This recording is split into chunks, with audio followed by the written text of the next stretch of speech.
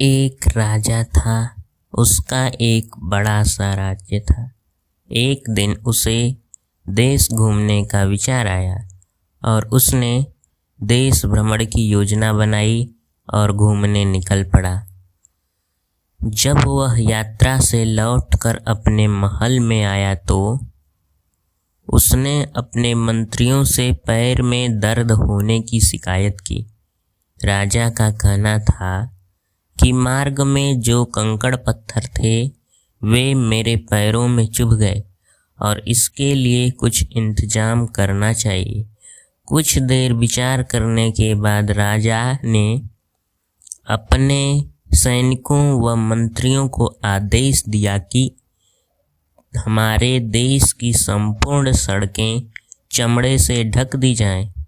राजा का ऐसा आदेश सुनकर सब सकते में आ गए, लेकिन किसी ने भी उसे मना करने की हिम्मत नहीं दिखाई।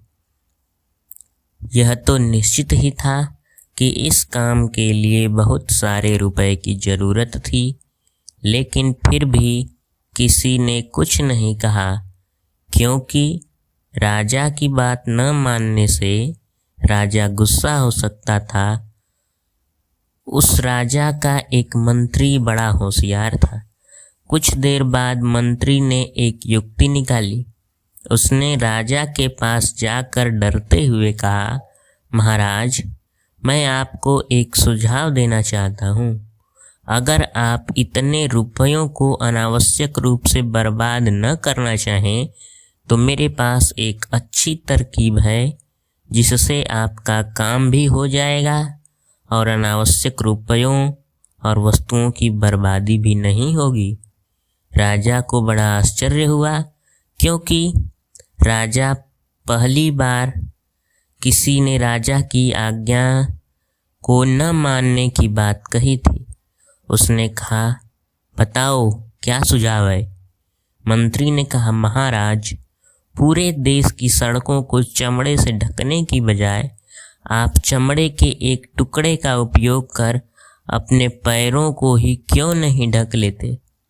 इससे दो फायदे होंगे। पहला, धन कम खर्च होगा और दूसरा, आप चाहे कहीं भी जाएंगे तो आपके पैरों में कुछ चुभेगा नहीं। राजा को मंत्री का सुझाव पसंद आया और उसने अपने लिए ऐसा ही जूता बनाने का आदेश दे दिया। हमें यह कहानी एक महत्वपूर्ण पाठ सिखाती है कि हमेशा ऐसे हल के बारे में सोचना चाहिए जो ज़्यादा उपयोगी हो। जल्दबाजी में अप्रायोगिक हल सोचना बुद्धिमानी नहीं है।